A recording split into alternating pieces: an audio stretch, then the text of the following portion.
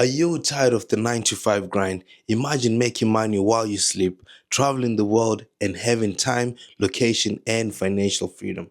Airbnb might just be your golden ticket to escape the red race. In this video, I will show you why Airbnb is the perfect fit for you to leave the 9 to 5 behind forever. But there is a catch. To make money on Airbnb, you need bookings and lots of bookings.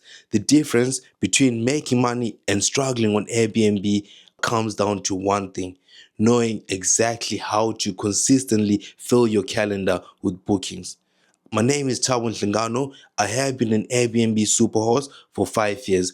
I've got 13 properties, 6 of the properties which I own in my personal name and 7 which I rent out from landlords and sublet on Airbnb. My properties maintain an average occupancy of 85% even during off-season. This isn't luck. It's a proven system that I refined over thousands of bookings. Today, I'm going to share with you my 10-step system of dramatically increasing your Airbnb bookings, whether you've got one property or even 10. Or maybe you're just a beginner looking to get started in this Airbnb business, which if you are, you can book a free discovery call and I will help you to get started.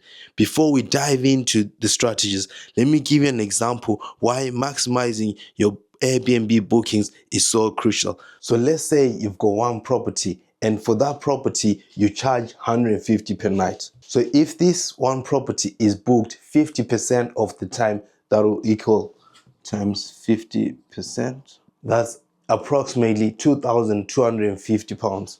But at 85% occupancy, the same property will give you 3,825. That's an additional 1,575 per month, which also equates to 18,900 per year.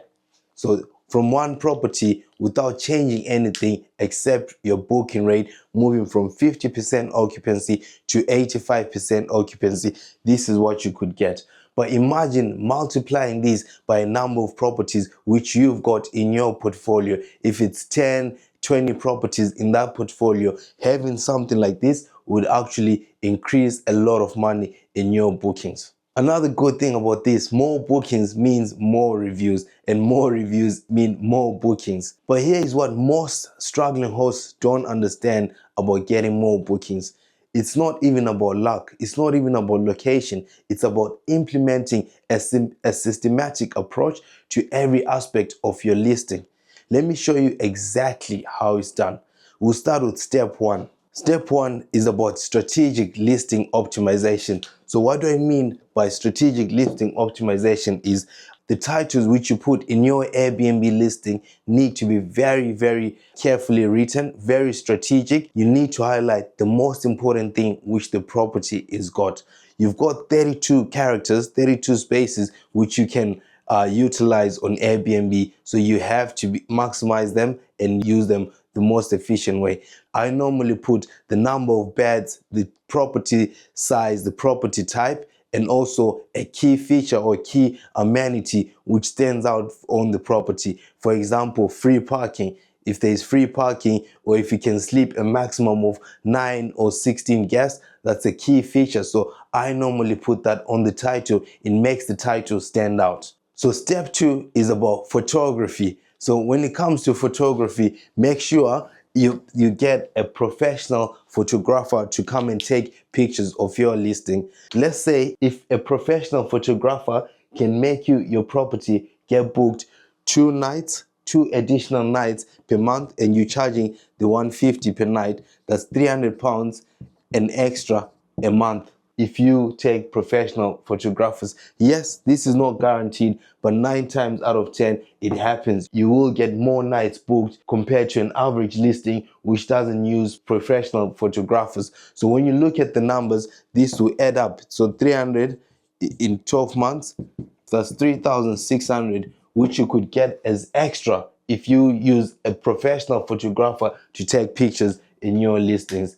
So gone are the days where you could use your mobile phone and take pictures and expect your property occupancy to be fully booked. No, it doesn't work like that. There is too much competition, and for you to stand out from the competition, you need to take professional pictures. I was speaking to one of my students. They invited their wedding photographer to come take the pictures. I told them, no, you need to use a property professional photographer. So I need to be clear, a property professional photographer. The person who took your wedding pictures, I know they did a good job, but for these types of business, you need to hire a property professional photographer who's done this before. And you can find these people on Facebook Marketplace, on our Facebook groups, even on Airbnb itself. There is a marketplace where these types of people advertise their services, so you can find them there. Step 3 is a dynamic pricing tool. I always use an example of what happened in our properties in Glasgow in 2021. So there was a global event which is called COP26, where global leaders from everywhere in the world came to our beloved city of Glasgow. I didn't know about this event. My wife didn't know about this event, but to our surprise, we saw bookings coming in our calendar worth £1,000, £7,000 per night. You know, we were so surprised because we had a software plugged in our listings. If we didn't have this software plugged in, we're gonna miss out on these bookings. So this software which was plugged in is a dynamic pricing tool. So we use a software called PriceLabs. So on PriceLabs, you will set a minimum price. Yeah, maybe let's say your minimum price is £100. Yeah, so if that minimum price is set, your pricing will never go below the minimum of £100. Yeah, but you can set an infinite price of maximum.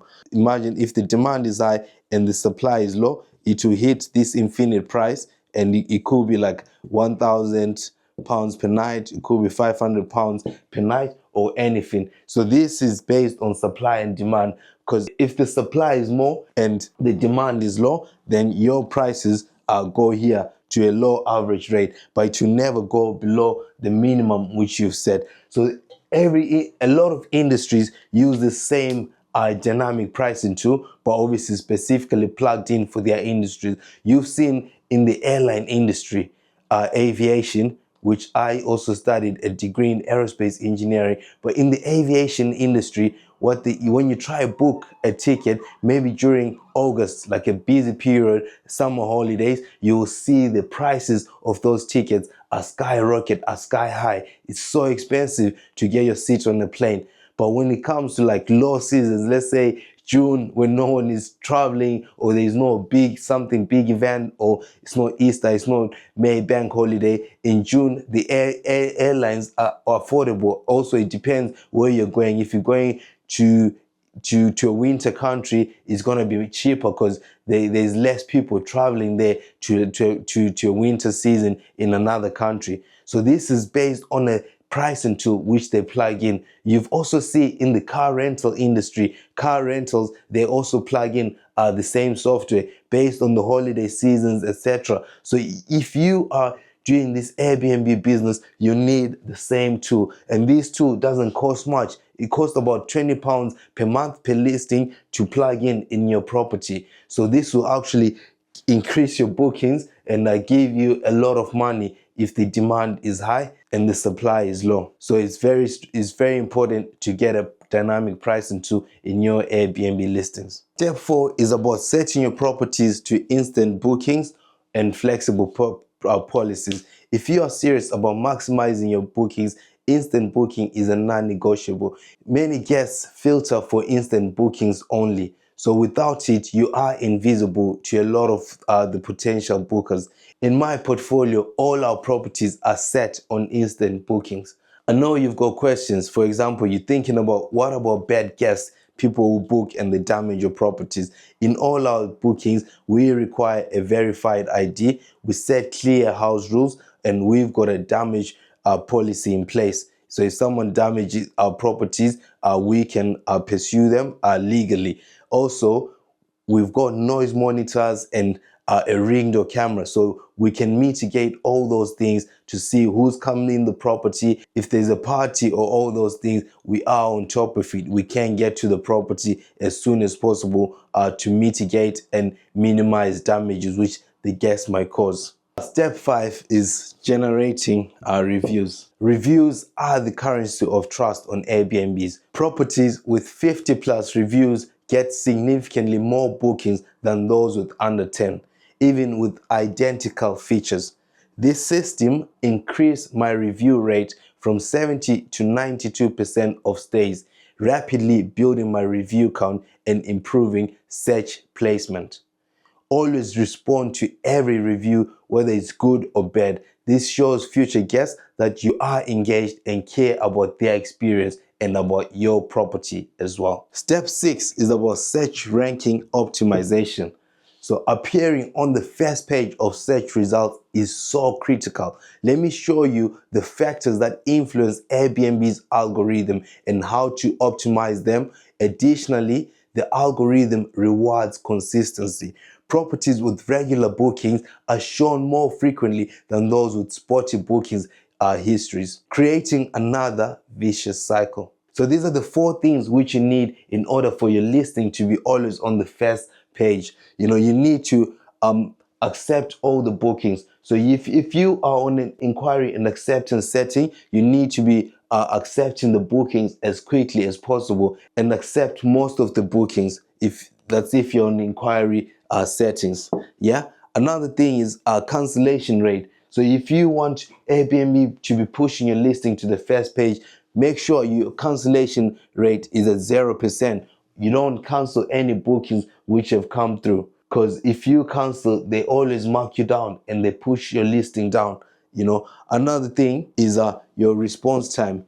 If you're going to take 3 days, 4 days to respond to a guest who has made an inquiry to book your property, Airbnb is going to push your listing down because they think you're not serious. You're not serious about making money. You're not serious about hosting people. And I'm sure if you're going to be responding to people in 2-3 days time, you don't want to make money in this business. So your response time should be instant. You should be always on the ball. So in order for you to do that, you can get virtual assistants who can help you, or you can get other people in the business to plug in the Airbnb app. If someone asks a question, there's someone quickly to respond that, because that will increase your ranking with the Airbnb. Another thing is complete your profile. It just surprises me how many people have got the Airbnb account, but they don't even have a profile picture on their Airbnb. Though the simple things like that will actually give you bonus points for your listings to be actually ranked high